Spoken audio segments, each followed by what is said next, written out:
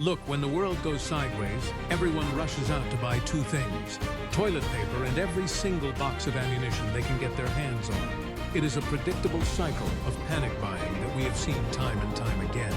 But if you are stocking up for a real-world, straight-up survival scenario, building your entire defensive strategy around the wrong caliber is a one-way ticket to holding a very expensive, non-functioning paperweight when the grid actually goes down. We have all witnessed how fast the local gun shop shelves empty out. Within 48 hours of any major crisis, the supply chains completely freeze, prices skyrocket by 300%, and suddenly, those niche, cool factor rounds you love shooting on a sunny Saturday afternoon become completely non-existent. The major ammunition manufacturers in America cannot keep up with nationwide panic, meaning they have to make tough choices about what they produce. Today, we are looking at 5 survival calibers that are officially obsolete for long-term logistical preparedness. I am not saying these cartridges will not harvest game or stop a threat today. They are mechanically lethal. What I am saying is that when the next massive supply chain collapse hits, these are the exact rounds that will vanish from the market first, and they are not coming back for months, if not years. You need to stop buying them right now, clear them out of your primary inventory, and consolidate your entire stockpile into standard platforms that you can actually find, scrounge, or barter for when normal commerce goes completely out the window. Number 5, 7.62 by 39. Let us kick things off today with a pick that is absolutely going to hurt some feelings down in the comment section. But we have to look at the hard, cold reality of the current American domestic market. We are talking about the legendary Russian intermediate cartridge, the 7.62 by 39. Now, let us be fair and talk about the pros first, because this round has some massive advantages. Historically, the 7.62 by 39 is incredibly reliable.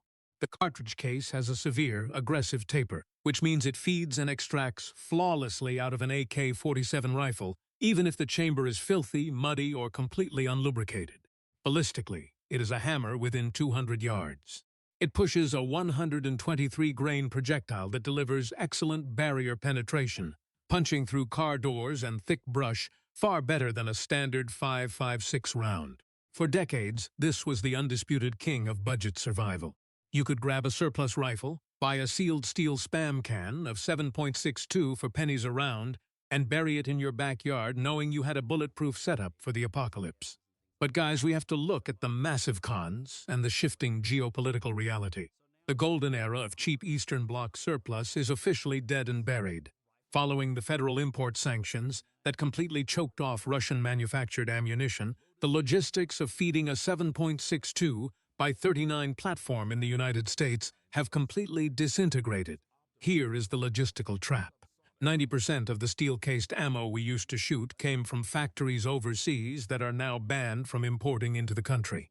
Domestic American companies like Winchester or Remington do manufacture this round, but they do it in brass casings and it is expensive. When the next nationwide ammo shortage triggers, American manufacturers are going to dedicate 100% of their copper, their primers, and their machinery to keep up with the overwhelming demand for military standard 5.56, 223, and 9mm. They are absolutely not going to halt their high-volume production lines just to stamp out low-volume, specialized brass casings for your imported rifle. If you are counting on scrounging, trading, or buying ammo during a prolonged crisis, this round is a dead end. It is time to face the facts, pivot your primary defensive setups over to a standard AR-15 platform, and stop sinking your hard-earned money into a supply chain that is already running on fumes. Number 4, 30-30 Winchester. Next up on the chopping block is a cartridge that carries an immense amount of American nostalgia. But nostalgia will not keep your rifle running in a grid-down crisis. We are talking about the 30-30 Winchester. Let us give credit where credit is due and lay out the pros of this platform first, because there is a reason it has survived for over a century. This round is an absolute icon. It has taken more North American big game than almost any other cartridge in history. It is typically chambered in lightweight, fast-handling lever-action rifles, which makes it incredibly handy for bushcraft, clearing brush and moving through dense woods. Mechanically, the lever-action design has a unique advantage in a survival scenario. It is completely manually operated. Unlike a semi-automatic rifle, it does not care about underpowered powder charges, dirty gas tubes, or carbon buildup. If the round fits the chamber, working that lever will chamber it and extract it.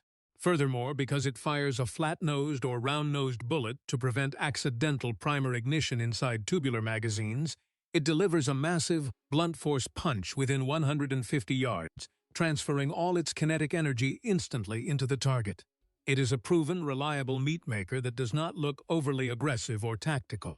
In a soft tyranny or collapse scenario, walking around with a wood-stocked cowboy gun looks a lot less threatening to local authorities or nervous neighbors than slinging an all-black military-style rifle. But when we pivot over to the long-term survival cons, the 30-30 platform completely falls apart under the weight of modern logistics. Here is the mechanical bottleneck that most preppers completely ignore. Lever-action rifles are complex, intricate machines. They are held together by multiple tiny internal screws, custom-timed leaf springs, and precise carrier lifters. If you are running this gun hard in the field and a single internal spring snaps or a screw backs out and gets lost in the dirt, you cannot easily scrounge a replacement part. You cannot strip an identical bolt out of a buddy's gun like you can with a standardized military platform. Now let us look at the manufacturing trap of the cartridge itself. Ballistically, that flat nose design creates a terrible aerodynamic shape, giving it a very poor ballistic coefficient. The bullet sheds velocity incredibly fast, dropping like a rock and losing its lethal energy past 200 yards. This severely limits your ability to engage threats or harvest game at extended distances. More importantly, look at how ammunition factories operate during a national panic. When a major supply chain crisis triggers, domestic factories completely abandon low-volume hunting cartridges to maximize their profits. They will not allocate their limited supply of brass cups, standard primers, or clean-burning gunpowder to stamp out specialized 30-30 boxes. Instead, every single assembly line will stay locked into high-volume production for military and law enforcement contracts, churning out 5.56 and 9mm 24 hours a day. If you are hoarding $20 boxes of hunting ammo thinking it is a viable long-term defensive setup, you are setting yourself up for an empty chamber. It is time to retire the cowboy gun to the safe and transition your primary utility rifle to a modern, common caliber. Number 3. 40s and W. Moving on to number 3, we have a handgun cartridge that was once hailed as the absolute future of American law enforcement, but has now become a tactical ghost town. We are talking about the 40s and W. To understand why people still cling to this round, we have to look at the mechanical pros that made it famous. Developed in the 1990s following the infamous FBI Miami shootout, the 40s and W was engineered specifically to bridge the exact gap between the high magazine capacity of a 9mm and the heavy, slow-moving stopping power of a 45 ACP. It pushes a wide, heavy projectile at high velocity, which delivers incredible hydrostatic shock and superior barrier penetration through material like car doors, auto glass, and thick winter clothing. Because of this history, the secondary market is currently flooded with police surplus pistols chambered in this round. For budget-conscious shooters, you can walk into almost any gun shop today and pick up a rugged, high-quality, law enforcement-grade handgun for a fraction of what a 9mm version would cost. However, the modern survival cons of building a defensive stockpile around the .40 caliber are massive, and they have everything to do with mechanical wear and market obsolescence. First, let us look at the mechanical toll this cartridge takes on your equipment. The 40s and W operates at incredibly high sudden peak chamber pressures. This creates a notoriously sharp, snappy, and erratic recoil impulse that flips the muzzle up violently, which drastically slows down your ability to get fast, accurate follow-up shots on target compared to a modern 9mm. More importantly, that violent pressure causes significantly faster parts wear over time. It beats up your firearm internal components, putting extreme stress on your handgun slide, the recoil springs, and the steel locking blocks during extended training cycles. If you are in a long-term survival scenario where replacement parts are non-existent, a gun that actively destroys its own springs and pins is a massive liability. Second, from a logistics standpoint, this round is facing a slow, irreversible death because of institutional abandonment. Over the last decade, the FBI, along with virtually every major police department in America, completely transitioned away from the .40 caliber. because advancements in modern defensive bullet technology allowed 9mm jacketed hollow points to match the real-world terminal expansion of the 40 without any of the punishing recoil, the commercial demand for 40s and W has absolutely cratered. When a crisis hits, this cartridge will not just be hard to find, it will be completely abandoned by the market because the civilian and police sectors have already moved on.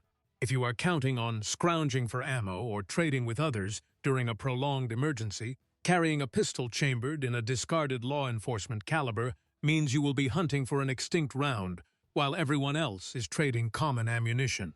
Number 2, 380 ACP. At the number 2 spot, we are targeting a handgun cartridge that almost every single concealed carrier in America owns, but almost no one analyzes from a standpoint of realistic, worst-case logistics. We are talking about the 380 ACP. Let us jump into the obvious mechanical pros first, because this round does fill a highly specific design role perfectly. The single biggest advantage of the 380 is pure, unadulterated concealability. Because it operates at lower internal pressures than a duty-sized round, firearm engineers can bypass heavy locking blocks and instead build ultra-lightweight, microscopic pocket pistols that utilize a simple blowback action. This means you can comfortably slip a functional defensive firearm into gym shorts, a suit jacket, or a front pocket without printing or drawing attention.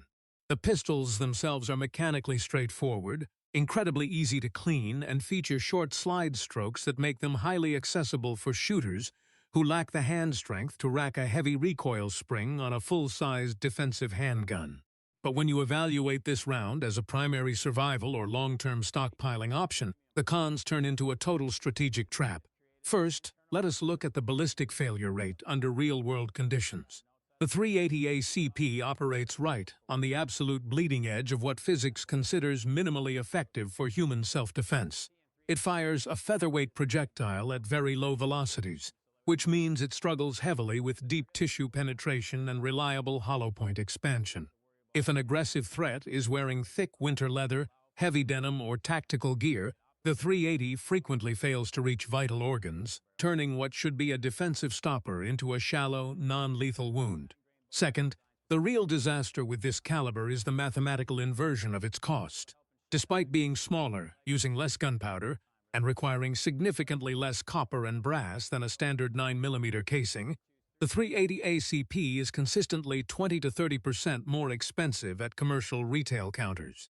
You are literally handing over more of your hard-earned cash for vastly inferior ballistic performance. In a prolonged crisis, this pricing structure exposes a massive logistical vulnerability.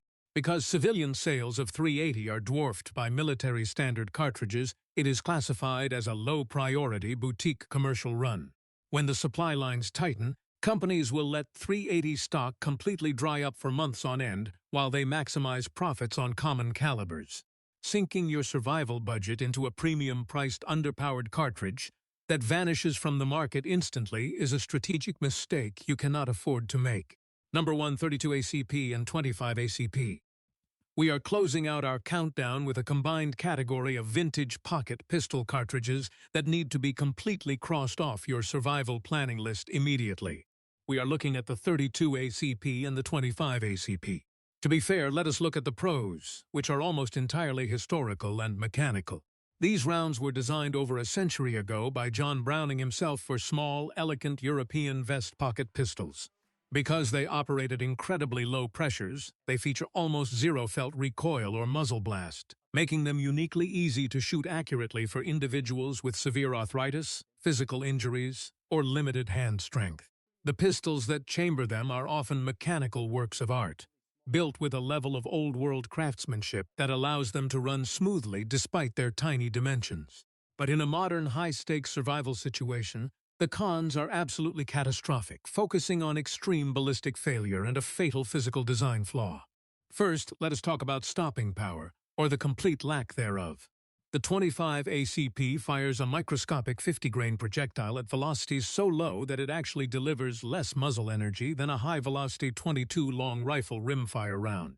Because it is a centerfire cartridge, people assume it is more lethal, but ballistically it completely lacks the necessary hydrostatic shock or section density required to reliably incapacitate an aggressive human threat or harvest medium-sized game.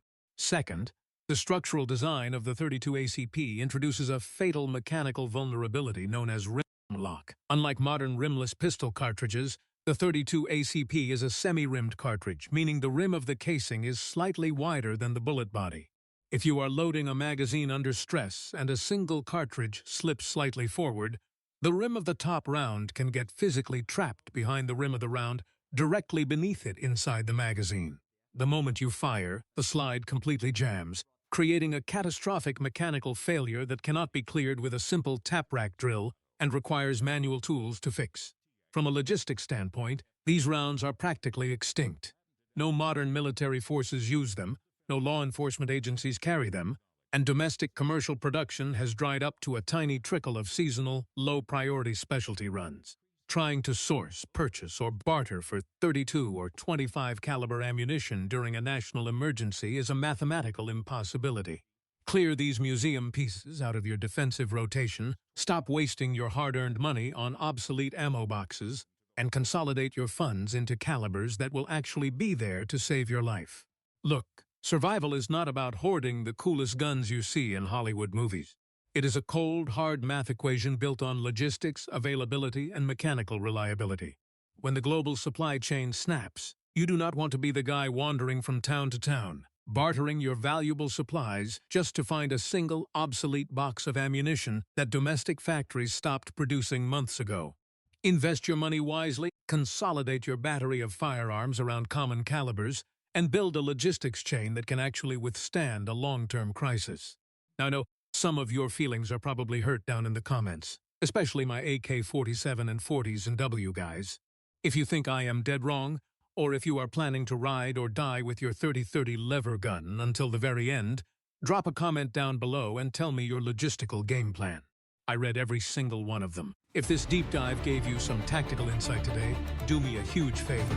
Hit that subscribe button, smash the like button, and share this video with your local prepping community. Let us keep the training realistic and the inventory smart. Until next time, keep your powder dry, check your inventory, and stay sharp.